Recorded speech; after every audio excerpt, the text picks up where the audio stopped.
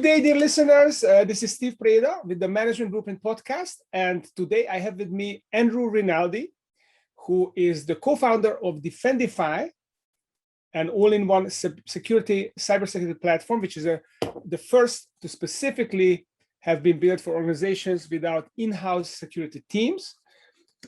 Prior to that, Andrew was a founder and partner at one of Boston's oldest digital agencies, and he's also the board member and in charge of corporate strategy at an international family business out of Connecticut.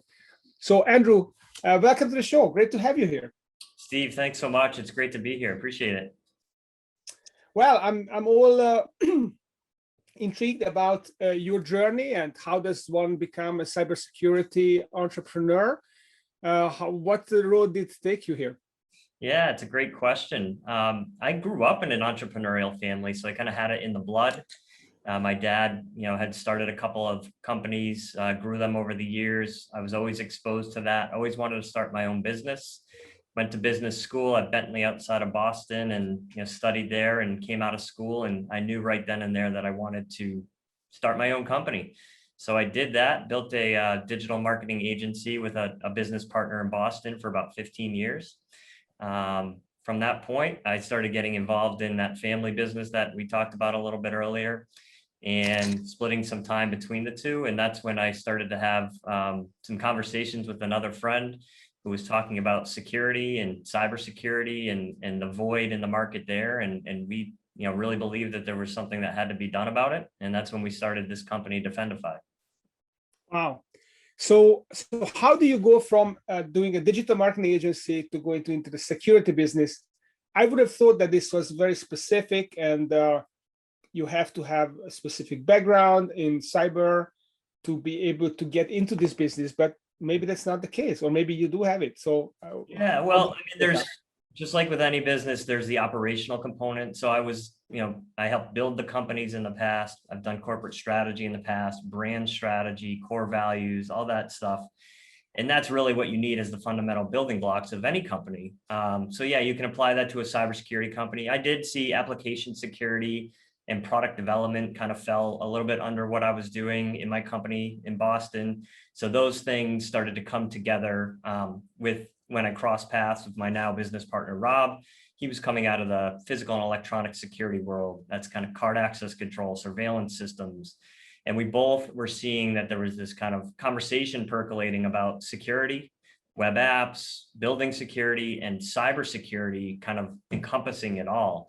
And that's really where we started to get into deep conversations and said, geez, nobody else is doing something about this problem. And the problem for us was that there really isn't cybersecurity for a smaller business. And when I say a small business, kind of under 500 employees, it could be a mom and pop, but it could be a 100, 200, 300, 400 person size company. They just, they have a lot on their plate and they don't have the budgets and capabilities that a large enterprise might have. Mm-hmm. So help me understand a little bit. So why is it that small businesses didn't have access to it? Is it an awareness thing, or is it prohibitive to have an enterprise level cybersecurity? I can't even imagine what all those things that go into this concept of cybersecurity. I'm sure there are multiple moving pieces there. Can you help our listeners understand this a little bit more? Definitely. It's a great question because a lot of people don't really know what cybersecurity is quite yet. And it's kind of got a changing face depending on who you are, what industry you're in, how it works. When we talk about it not being really available to smaller organizations, yes, they have certain things like antivirus and a firewall.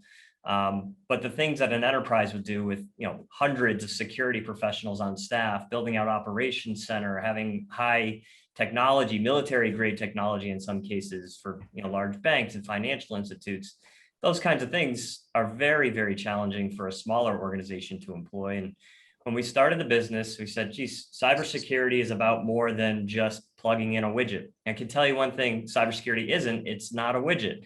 It's not something you just pop onto your computer and you're good to go. It's the idea that cybersecurity is really a function of your business. It's not a feature in your business. It's something like your health that you have to take care of at all times. And when you start to look at that and you look at policies and training and technology, and assessments and understanding the whole landscape, it becomes really overwhelming for a smaller organization because you need multiple resources to kind of drive that forward and starting at the leadership level. And it's not that there isn't always a will, it's just the ability to do it with everything else going on is very challenging. And that's where we came up with the idea of Defendify, which was bundling a number of those things together in one place and making it affordable and available, accessible, scalable. So how do you make something like that affordable for a small business? So if there are so many things to do around cybersecurity, you need the equipment, the operations, you need the policies, you need to be able to respond to new things. I'm just guessing here. How can you create a package of these services where you're still doing this for these companies, but it's not going to be prohibitive to them? How does it work? Well, one of the things that we do is we bring it all into one place. So if you take, for instance, right now, Defendify has 13 different tools in one place. If you didn't use Defendify, you might be faced with 5, 8, 10 vendors that you're managing. So right there alone, that can be a savings and an efficiency. Also, the smaller organization can't afford and doesn't always need that level of security that an enterprise needs. So they don't need to go purchase an enterprise level security system. They need something that fits their business. The reality is, as small businesses, they're leaving the doors open. The windows are wide open, the back door is wide open, the locks aren't even on the doors. So yes, there are sophisticated attacks at small businesses, but 99% of what happens out there is just because the basics haven't been done. So we roll that all up into one place and we built it into a platform so it's automated. So you can go in and you can, for example, put information into the platform and you'll get your policies. You'll get reporting automatically. You'll have things like phishing simulations where we send phishing emails at the employees and report on it, done for you automatically. So through that automation, we streamline cybersecurity for these organizations, which allows them to have an efficiency that they might not have in trying to build out a large scale, operation center per se. Mm-hmm. So typical small to medium sized business, less than 500 employees, what are the top 3 to 5 threats that people should be aware of and should be protected against? Yeah. Well, nothing exciting here, but it's human error is probably the biggest one. Mm-hmm. Phishing emails are arriving in all of our inboxes every day. We just have to be, smarter about that and know that anybody can be hit with one of those things. So it's really just about awareness. Ransomware, you hear about it almost every day. This is rampant right now. So we need to be also proactively looking for those kinds of things. And what happens is, antivirus and firewalls are baseline tools that definitely help and need to be there, but sometimes they're not configured in the way that they need to be because we just don't have the time and bandwidth to go in and use them for all that they can do. So we need other things on top of that to be looking for suspicious activity in our networks, in our emails, things of that nature. So it's really just, those are 2 of the, leading, attack vectors, we'll call them, that you hear about almost every day. But some of the basic things that we can do every day are just to be aware of it, to slow down a little bit. If you get something in your email that you're not sure about, don't click through, and know that phishing attempts are coming for everybody. They're not just, targeted at certain types of organizations. They're easily launched by attackers. And all it really takes is that one click, and all of a sudden something might be inside your computer or your network. Wow. Yeah, I mean, it's easy to get complacent about this kind of stuff. I know that personally, I kind of am probably a little bit complacent. I'm using Apple products and I'm just trusting Apple to take care of that kind of stuff for me, but maybe they are not going to do this. I mean, is it justified to kind of trust someone like Apple, who kind of integrates all my devices, that they're going to have the vigilance, or I should have an extra layer here? Yeah, if you ask me, I'll say that you need extra layers on top of everything. I mean, take a look at what's happening in the news. These major organizations worldwide, global companies with teams of security professionals, 500 people on some of them, they're still getting breached. Why is that? Because Human error plays a role in that. All it takes is one backdoor that gets left open by mistake. There's internal people, we call it kind of insider threat, that might, plant something or leave a door open. So as good as a product Apple puts out, which they do, and they do a great job with their security, that's not going to prevent you from clicking on a link that comes through to your email that might contain something. And there are, viruses and malware and ransomware that can happen on Apple products too. So yes, there's a nice degree of trust with the Apple products, but generally speaking, you need to have multiple layers. And that's how we've kind of shaped our business. We talk about having multiple layers of security. You got to kind of cover people, process, and technology. And if you think about all those things, then you're going to be in a much better place. And also the ability to be resilient if something does happen. It's really important to be able to say, geez, what do? Do I unplug the computer? Do I call Defendify? Do I call the FBI? How do I do that? How do I do it quickly? How do I get it cleaned up? Because being down for a business for 5 days instead of 5 weeks can make the difference between that business, staying in business. And that's the kind of thing that everybody needs to be, keeping in mind. Mm-hmm. So how about new threats? I mean, the criminals are always more innovative than the police, or at least most of the time, because the police is always reacting to what the criminals come up with. So how do you guys stay ahead of the curve and protect your clients from emerging threats that maybe are new even to you? Yeah, it's a great question. And you're, hit the nail on the head. Is the criminals are basically usually always one step ahead. That's just crime in general, right? What else can I do to make things, work in the way that they want them to? Even with things like viruses, take a virus that's already known and being tracked by antivirus software, tweak it a little bit, and all of a sudden it's a new virus that nobody's ever seen before. And that doesn't take a lot, and they do that quite often. So you need to keep those things in mind and, be vigilant. It's really, there's a couple things that you can do. It's awareness, train your team to be on the lookout.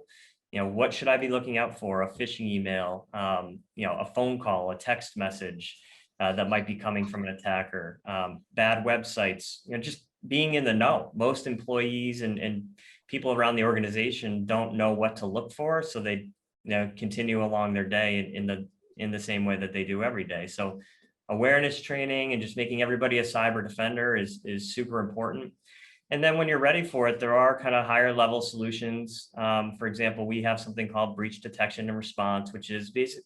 Think of it as like a cyber alarm system, putting sensors across the network and all the computers, and then looking for anomalous or suspicious behavior. And if we see something, then freezing it or blocking it or containing it. That's where you really need to get. The large enterprises have, again, they have operation centers of people doing this. For a smaller business, you might need to outsource that through a platform like Defendify or there are others out there in the market. So that's really what we have to be, is a proactive. You can't just be reactive, proactive, looking for suspicious activity, and knowing that, these attacks are not just technical. They're not just code that gets exploited somewhere. There's people behind them. They're human beings. So to defend against other humans using their brains to do things against your business, you need them on your side too. You need experts looking at that traffic, understanding it, and raising the red flag if something is going on. Yeah. So it's not all technology. You've got the experts who will make the judgment and will recognize patterns and take action for us. Okay, I got it. So I understand that email is, phishing obviously has been around for a while, and we know that it's dangerous to click on files that you're not sure of. What other ways are there where we are exposed? You mentioned bad website, you mentioned text message, phone call. So how do these other exposures threaten us, and what else should we avoid other than clicking on potential bad emails? Yeah, definitely. I mean, you're seeing it all the time now, getting text messages saying, hey, your UPS delivery is on its way. You can click a link there and that might launch something on your phone. It might set off a whole, chain reaction of events that occur down the road. There's that. There's, if you go to a website and it's got, bad security on it, it could be your own website. And that's another thing that we do, is got to keep an eye on your websites, even the marketing websites. It's fairly simple sometimes for attackers to embed bad code in there.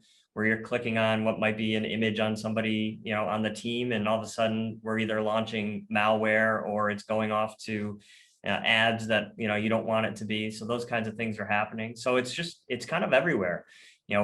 Being careful with your systems. Wi-Fi is another place. If you're traveling a lot, you want to be careful about using public Wi-Fi. We always recommend you don't use public Wi-Fi, and if you have a mobile hotspot, most cell phones do now.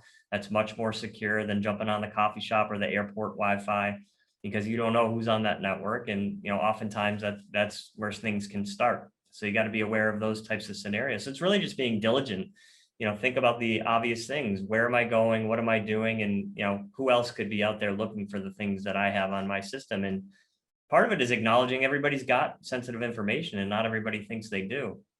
We were talking, for example, a food manufacturer. Well, we don't have that much. Well, what about the IP, the recipe for that? I never really thought about that. Those are the kinds of things that we need to be thinking about, and just kind of identifying what we have to protect. And that starts with assessing yourself. And that's really the first step in the whole process. What about ransomware? Does it also start with the phishing email, or it's something else? It works in a different way. Yeah, there's a lot of times it does start with a phishing email. Other times we're seeing that they're scanning systems and networks for vulnerabilities. You hear about all the patches that come out, Microsoft Weekly, Patch Tuesday, Google, Chrome patching all the time. What happens is, as soon as they find something in Google or Microsoft or wherever, all the software developers, then they identify that vulnerability, they announce that there's a patch for it. Well, that also announces that most systems that aren't patched have vulnerabilities. So there's scanners that'll run out there that bad actors can use to look for systems. They're not always looking for somebody in particular, scanning systems, finding an open vulnerability, and then finding their way through that. And that happens often too. Wow. Okay. Well, that's very very concerning that they do that, but it's good that there are solutions. So let's kind of take a step back here before we talk about maybe solutions here. Defendify has been around for a while, and you guys have been growing the business. Have you used any management blueprints or business frameworks to build this business, such as the E-Myth or Great Game of Business or Scaling Up, Traction EOS, anything like that? Yes, definitely. So the last one you mentioned there, EOS, which is the entrepreneurial operating system, I was turned on to that, many years ago, starting in my company in Boston and bringing it to the other organization in Connecticut. And, that for me has been fundamentally the way, you can run a very healthy business. And we found it to be super successful in both in organizations that have been around a while, but also in a startup environment. And, even starting with the basics, vision, core values, right people in the right place. EOS does a fantastic job of kind of laying that out for you and giving you the foundation to build the business on and scale the business, which, for us in startup mode and high tech, it's kind of rapid growth and high growth, and you need to be able to pivot very quickly. And I think those systems give you some of the basics that you need in place to make that a reality. Oh, that's great. So you're using EOS, so you know what your vision, where you're going and how you're going to get there. So can you share it with us? What is the Defendify's vision long term? Where you want to take this company, let's say 10 years into the future? Yeah, when we look way down the road, we want to make cybersecurity possible for every business. That's our goal. Really, what is it that we're doing is we're trying to solve this massive problem where most of the dollars and most of the effort and most of the tech that you see today is geared to the mid-market or the enterprise. And rightfully so, there's a lot to be done there, even at the military level. There's so much to be done there. So for us, it's making it accessible for everybody.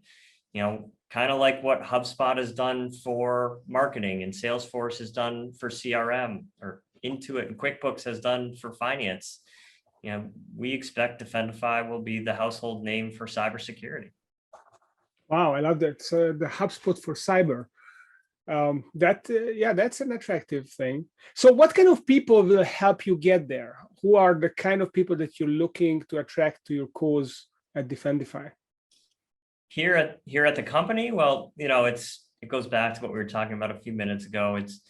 first of all, it's the right fit. It's, having the right core value system that matches to what we need.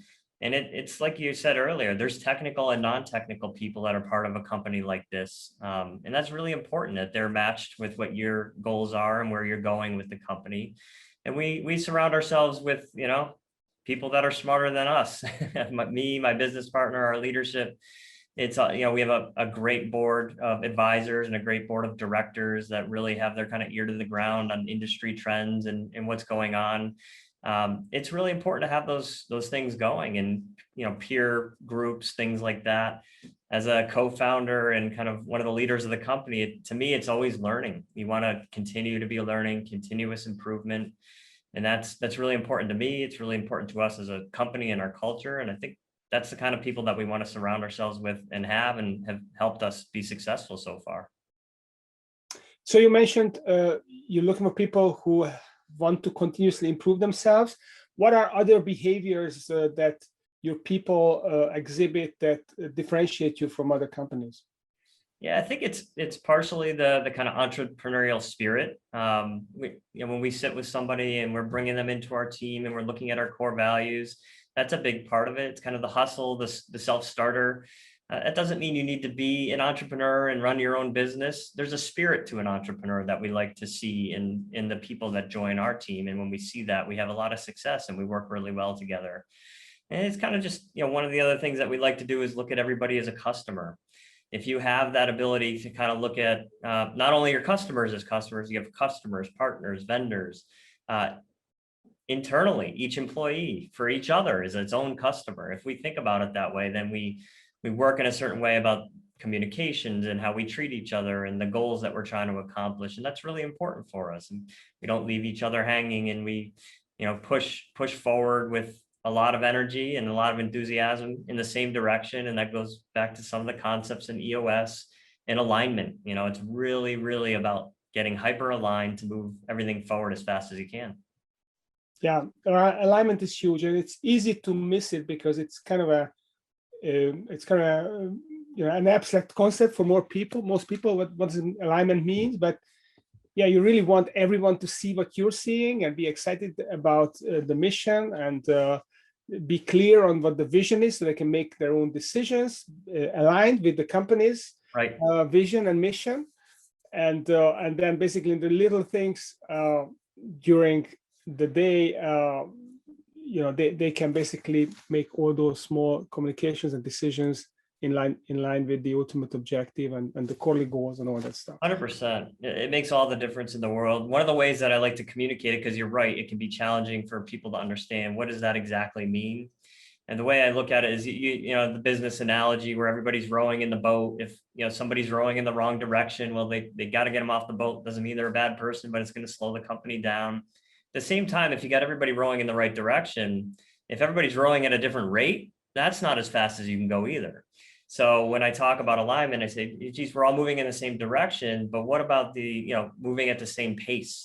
That's really important too, because having everybody moving at the same pace is really what I'm talking about with hyper alignment. It's kind of not all just kind of moving in one direction, but moving there in the same way at the same time. And that makes a huge difference too. I love that. Same way at the same time. Okay.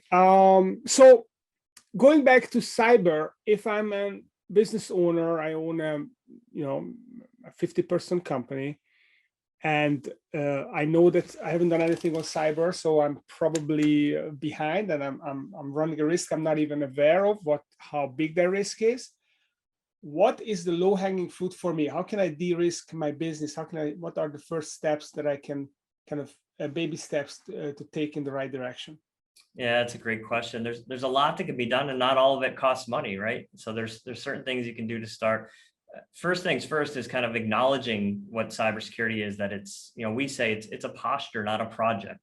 It's kind of, again, it's that function of your business, and it starts at the leadership level, and just acknowledging that and saying, hey, this is a thing. If we don't get on top of it, we're going to fall behind, as opposed to, being ahead.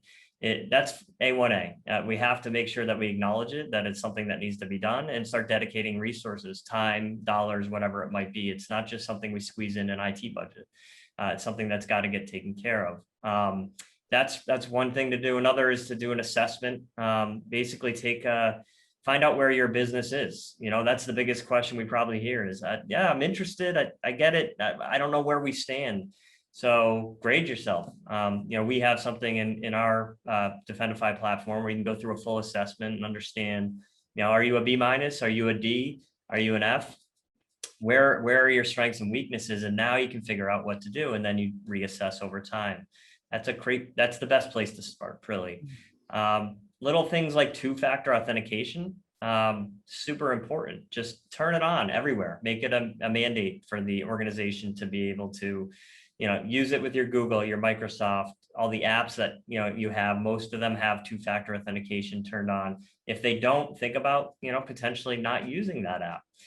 It's not going to protect you against absolutely everything, but a vast majority of the attacks, it's going to make it very difficult for them to get through. So that's free. That doesn't cost anything. We just really encourage everybody to turn it on. So it's really having that mindset, starting to assess, turning on things like two-factor authentication, using long passwords that aren't, reset.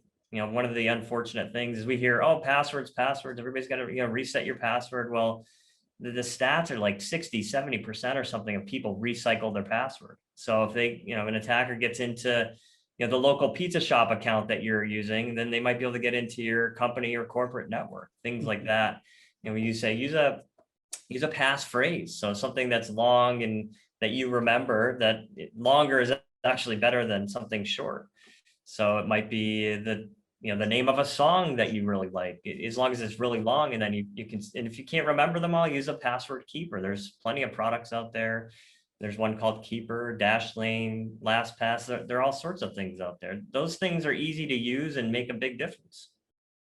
Yeah, I use Keeper as well, and it takes a little bit of discipline, because when you quickly want to log on something new, it takes this extra step that you open up and you can't type your email and the password and everything in. Right. But it really is worth it in the long term. It does. It makes a difference, and you get used to it. I felt the same way even at the beginning when we started our company. And then once you start to, that first thing I mentioned was kind of acknowledging the why. Why do I need this? Why is it important? You start to, make less excuses about being complacent, which is, security is an inconvenience. That's why it's there. So if you have that shift in perspective, that's really helpful. And again, just question anything that might be unexpected that comes across email, phone call, text message, social media post, whatever it might be. If you don't feel right about it or you weren't expecting it, take an extra minute to go connect with that person separately. Give them a phone call, send them a text message. Hey, did you send me this thing? That's a big step. Again, doesn't cost anything, just a little bit of time to verify that they had sent it. And if everything checks out, you're good to go. But, those fake emails that come across and call business email compromise, these things are happening every day. So these are little things that, don't cost anything that can really help your business. Yeah, I love these nuggets. Definitely two-factor, the long password. These are very simple things, and we start there and creates the awareness, and then we will see other things that we can fix simply. And sounds like Defendify could be a great solution. So if people are interested in Defendify, they want to learn more, where do they go? Sure, Steve. The best place is our website. So it's www.defendify.io. And if anybody wants to reach me personally, and feel free to reach out on LinkedIn, and I'm happy to have a conversation. Okay, well, definitely do that. Andrew Rinaldi, co-founder of Defendify. I would definitely check him out, and he's open to taking your questions as well. So please do that. If you enjoyed the show, please go on Apple Podcast and rate and review our show so that it gets out to more people, reaches more people, and give us a review. I'm always on the lookout, and I read every review. So I'd love to hear some feedback from you. And stay tuned. Next week, we're going to have another great entrepreneur coming on the show and sharing their secret treasures with us. So thank you. Thank you, Andrew, for coming. Thanks, Steve. I appreciate you having me on.